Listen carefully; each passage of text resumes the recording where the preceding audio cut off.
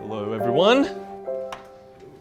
All right, so I went through Dave's systemology course last year because I've been running Renegade Empire for 9 years now. We do digital marketing for small businesses. Now we're moving a lot into specializing in e-commerce for companies that want to get to $1 million revenue online. So we needed to figure out a way to scale what we're doing in lots of different forms. So in terms of getting new staff members on, in terms of delivering a consistent result to our clients, we needed to be able to get that together. So I was really attracted to the systemology course and a lot of the content that Dave's put out in the past.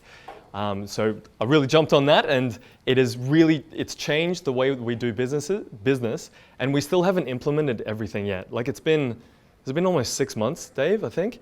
And it's one of these things that there's a few things that you can implement fast and they really help and they really get things going, but we're taking the whole business into systems, and that's really more of an ongoing process. So in our business, this isn't really something that's ever going to be done, but we have a good process around building processes around what we do. So I really want to take a look at this quote, first of all, but you don't get paid for how complex your systems are, you get paid for doing something at scale. Now, for me, I really dove into the how-to with my team. I thought, I need to grow a bigger team. I need to get people to do what it is that I do. So how can I do that? And I focused so much on the how-to and really into the work instructions and not so much on the overview of the CCF. Like that was not something that I even thought about at all, is like, what's the overall system that gets us paid? I was so focused on the nitty-gritty about how we do things. So this quote really resonated with me. So why are systems even important? Like, hopefully by now you understand that. Being able to, well, not just systems are important, but how we organize them, why is that important? So we want to make sure that they're organized in a way that makes it attractive for the business to be sold, so a prospective buyer. If your systems are organized like that, even if you're not looking to sell just yet, but if you set up your systems in a way that means that you can exit from the business, you've got a bit more of an options plan, or when someone's coming in and they're looking at your business, that they can see things are organized in a structured way, your team can quickly and easily access different systems and see where it fits in with the bigger picture. So that's what we want to be doing with the organized part of it. All right, so one of the things that Dave was saying before, where there's different types of systems. So we've got work instructions versus systems. So to be able to, I want to go into the distinction between the difference between these. And there's also overview systems as well. So the way I see it is that systems are the bigger picture. They're more like the CCF, and what you were saying before is like the sales process. Like the sales process it's not work instructions in just follow this and that's all you need to do. There's a lot of decisions that need to be made, like at which point do you follow up? But then when someone's finished following up and they say yes to a proposal, then you dive into a different set of work instructions. So we've got the overview system, but then we've got each part has its own work instructions within. And I want to show you what that looks like within our CCF, so you can identify those. And then we're going to dive into how I structure that within System Hub and our project management tool, Asana. All right, so this is the CCF for our e-commerce build. So I've just split that into two sections, so it could be a little bit bigger, because otherwise it's super tiny. We've got our laser here. So this is part one, and then that feeds into part two. So hopefully that's clear.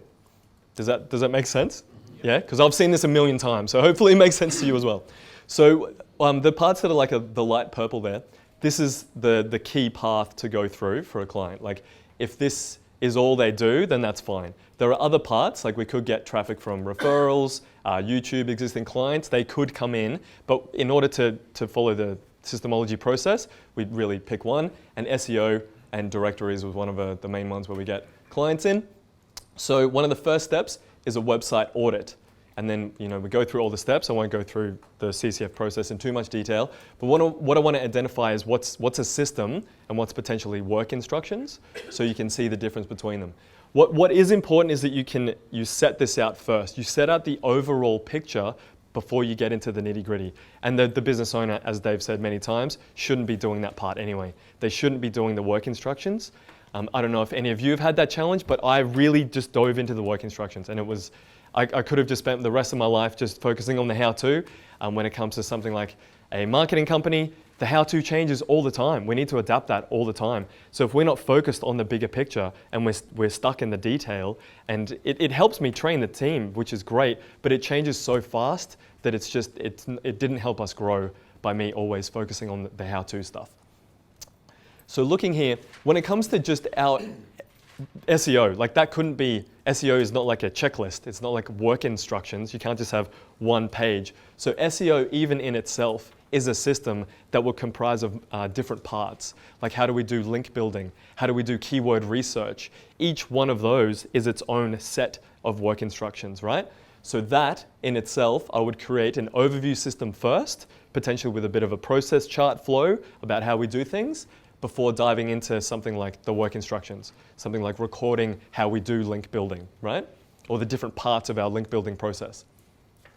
But then something like if we get an email from a client and we need to reply to that email and what our follow-up is, there's not really a lot of steps there. So we can quite easily put that into a single document, a single set of work instructions.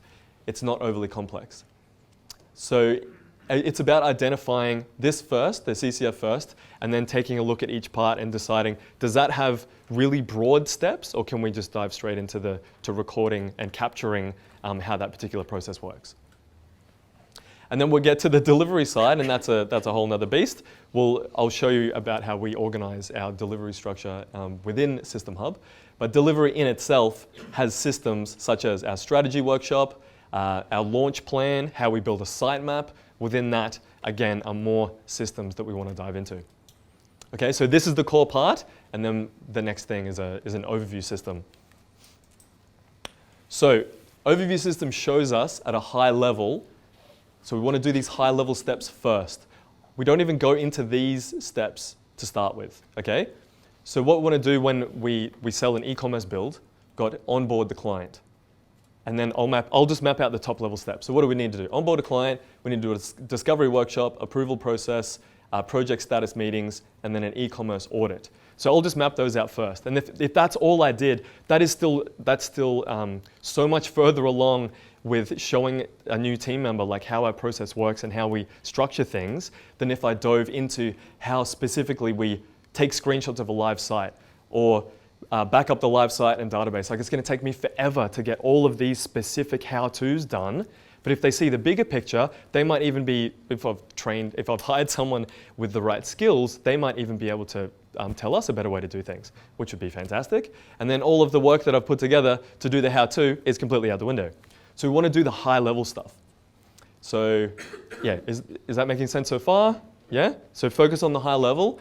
And this part really helps to get it out of my head. If it's not something we're going to record as work instructions, then if it's a bigger process kind of thing, like how do you structure that? Simply with bullet points is a great way to do it. And yeah, it just helps to get it out of your head so you know where things sit and you can communicate back to the team. They know how the bigger process works altogether. It's not just about doing that one thing by itself, like they're part of a bigger system. So what you were mentioning before about a sales process, like where does that fit in? So this, again, I've split into two parts, so it's a little bit bigger. So this isn't linear. Like the sales, a lot of the different systems that you'll have, they're not linear. There's decisions that need to be made, and if this, then that. Like how do you organize that kind of stuff where you don't just go top to bottom and work through something?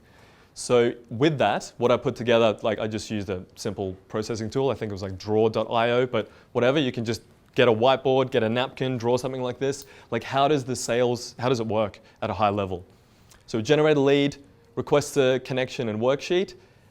Did they do that? No. Send the worksheet reminders. Yes. Complete scorecard. It goes on.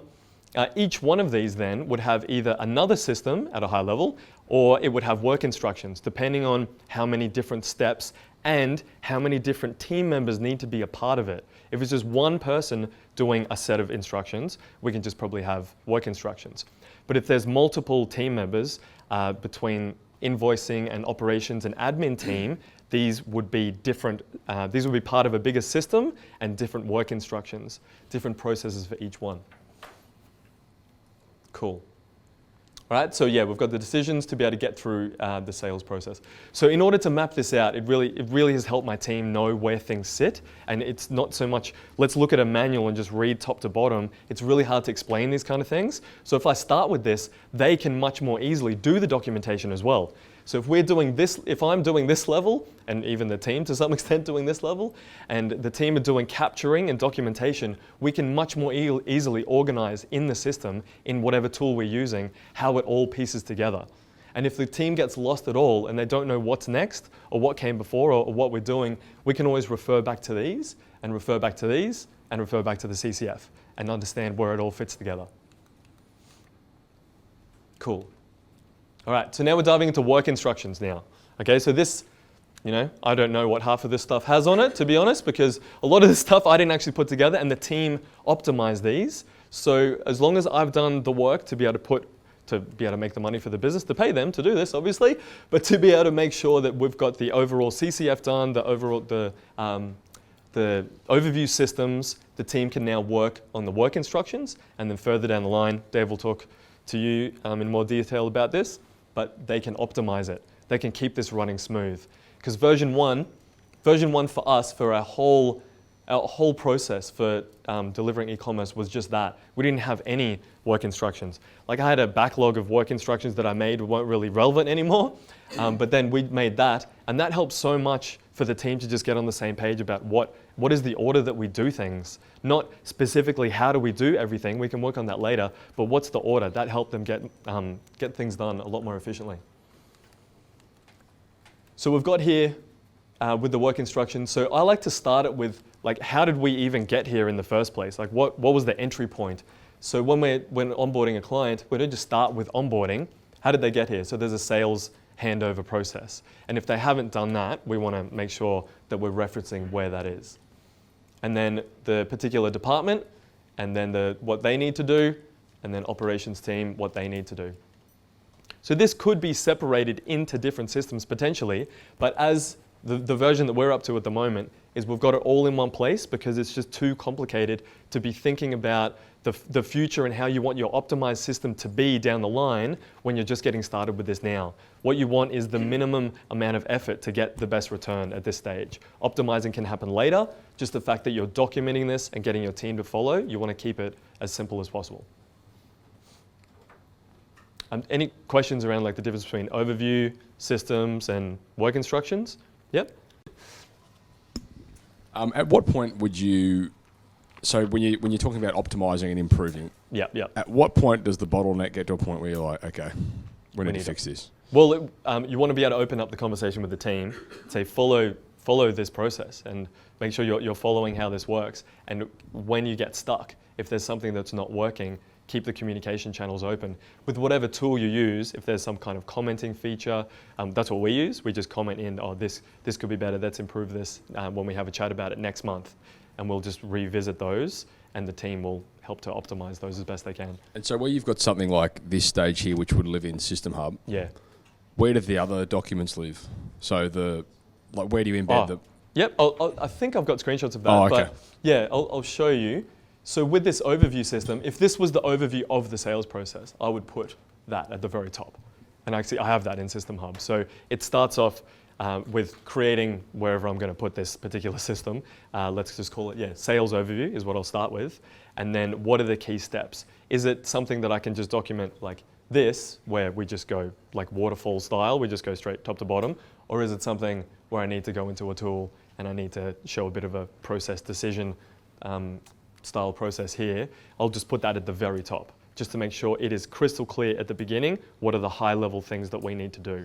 But they all live in System Hub? Yeah, okay. All of it lives in the one place. Yeah, it's a nightmare otherwise. Yeah, that's right. I used to use my project management tool, which I have had many different project management tools, and all my systems would be in there. So I was like, all right, I don't like this tool anymore. We can't move. We can literally not move because that's going to take a year. So yeah, I'll talk about this in a sec, but making sure that they're separated from each other, project management to your systems tool. Yeah,